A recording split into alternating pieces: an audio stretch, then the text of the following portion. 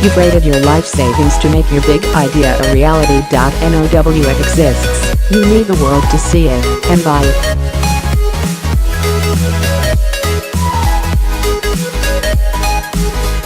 So how do you secure a big name stockist? This is a question most entrepreneurs have to grapple with, and there is no simple answer.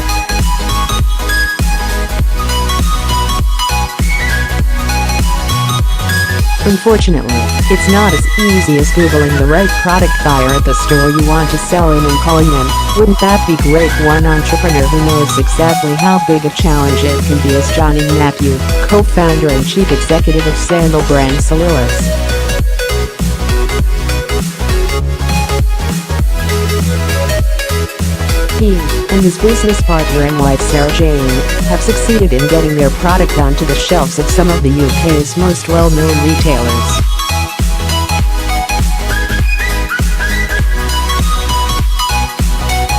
Here he shares their experience and offers his top tips for emulating their success.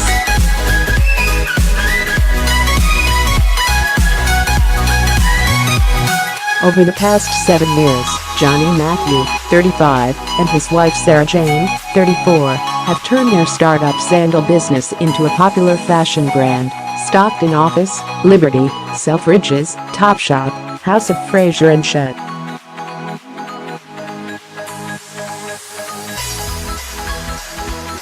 Such retailers now account for 90% of their sales, which last year topped £1 million in total.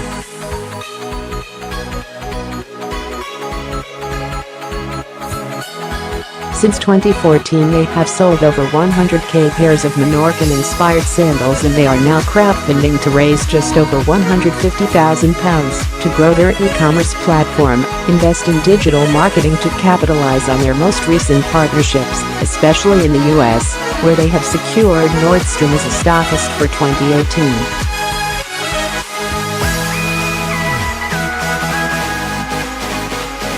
Breaking into the competitive and oversaturated fashion market was no easy feat, says Jonnie, co-founder and chief executive.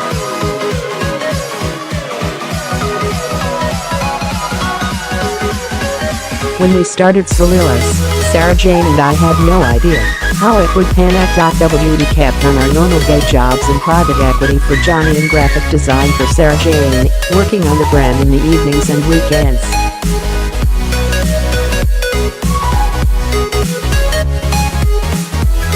That way, we still had a regular income, but could pursue our dream together.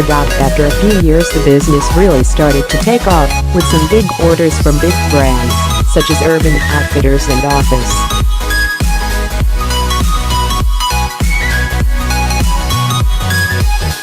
It was only then that we both quit our jobs to run the business, and we've steadily grown in success ever since, winning a prestigious Best New Business title at Drapers Footwear Awards in 2015.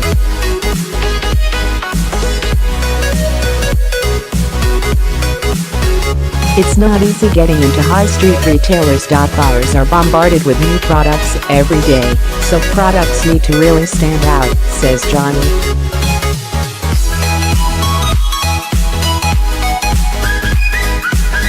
But before you start chasing buyers, you have to think carefully about whether a high street retailer is the best way to take your business forward.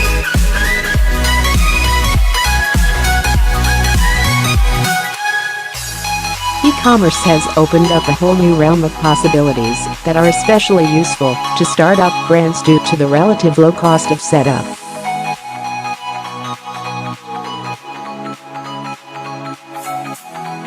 It also gives you more control and a higher margin, helping you to grow sustainably.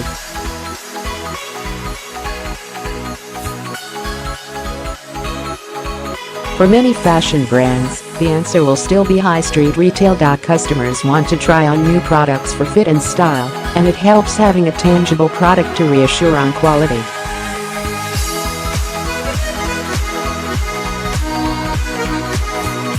With Solillas, we actually took a dual approach. We knew that high street retail was where we wanted to be, but we first focused on building the brand on our own, through our website and social media.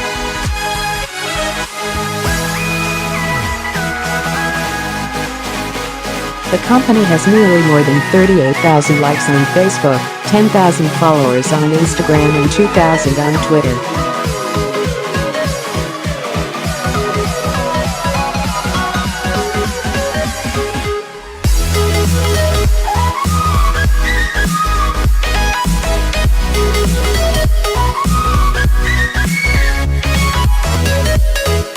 After we built a good website and got a few initial sales to get us going, we advertised in some magazines and fashion websites, says Jonnie.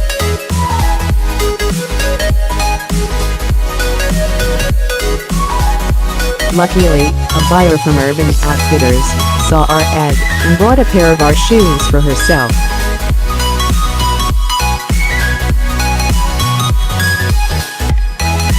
She loved the unique design and quality of the shoes and emailed us an invite to come and pitch to her.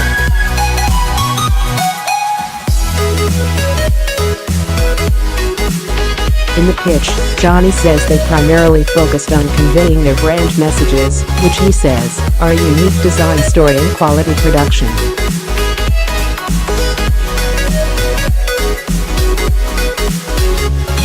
We explained how we've been inspired by the traditional Menorcan sandal and went on to source the best quality materials to develop an update to the design.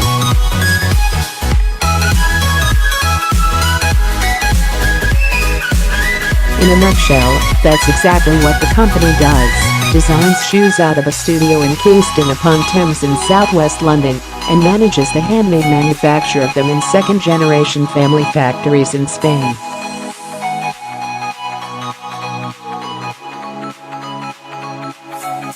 We also told the buyers about our plans for the future, designs, fabrics, styles, and the direction we could take the business in.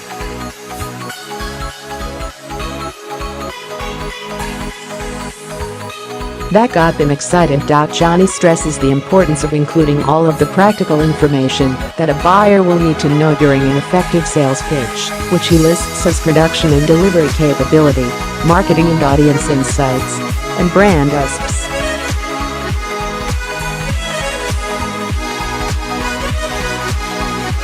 Of course, there are lots of other questions retailers can and will ask. Typical retailer questions we were asked included: what are our best sellers? Do they tend to size larger, smaller, or stay true to size? How and where are they made? What does the packaging look like? He says that many of the retailers he has pitched to also wanted to know what other retailers the company was working with or hoped to work with.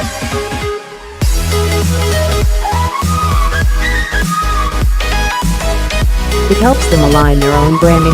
It's important to have a good idea of who you would like to pitch to, even if you've not yet approached them, advises Jonnie.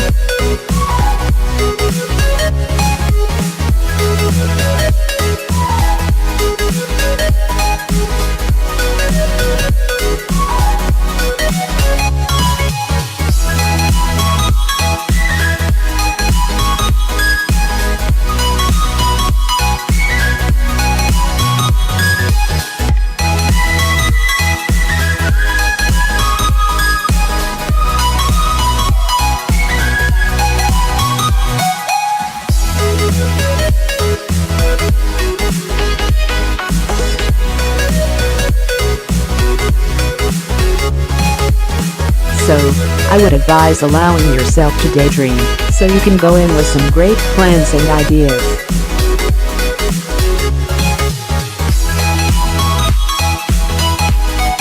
Timing is also crucial, especially if you get that big order, but you also need to be honest.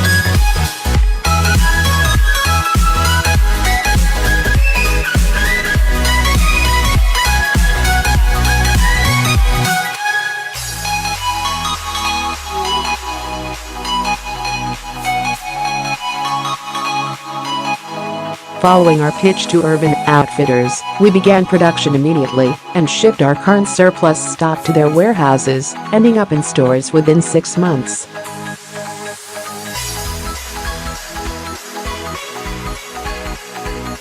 After our first season in Urban Outfitters, we got a call from the buyer office and produced and delivered the shoes in just 4 weeks.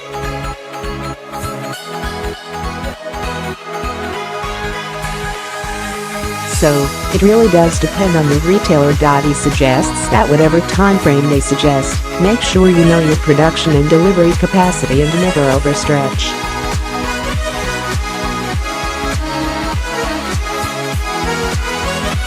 Retailers want good, solid, predictable relationships with their suppliers. If you promise an order you can't deliver, you'll not only lose out on a great opportunity, you damage your reputation in what is a surprisingly small community of fashion buyers.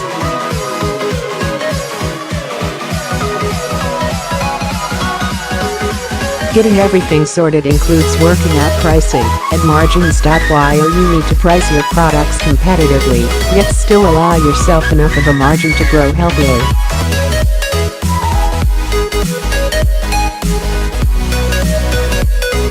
We based our price on industry standards and worked up from there, leaving ourselves plenty of headroom, says Jonnie.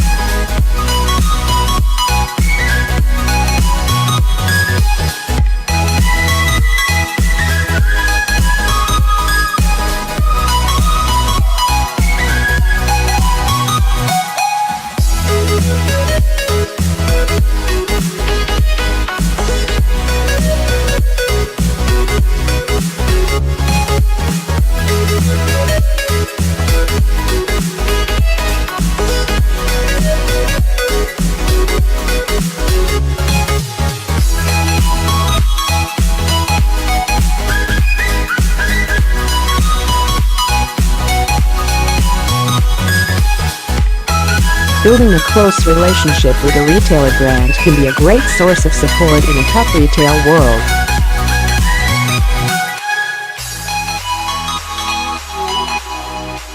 As the relationship develops, they will influence your brand more than you might expect, but, in return, they'll help you grow at a pace that suits you.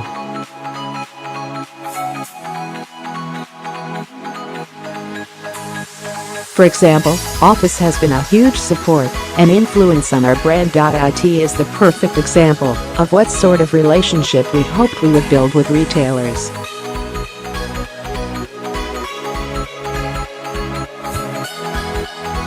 It understands the issues we have as a small company, as well as the benefits, like our short time to market, small quantity minimums, and a very flexible approach.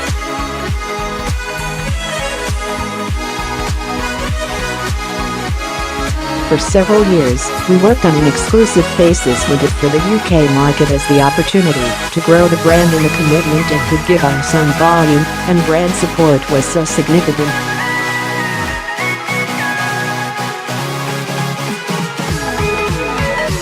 Whatever the nature of your business, your own route into retail will be unique, but, says Jonnie, by following our approach, you stand a great chance of getting your fashion brand into a high street retailer and growing a popular and successful business.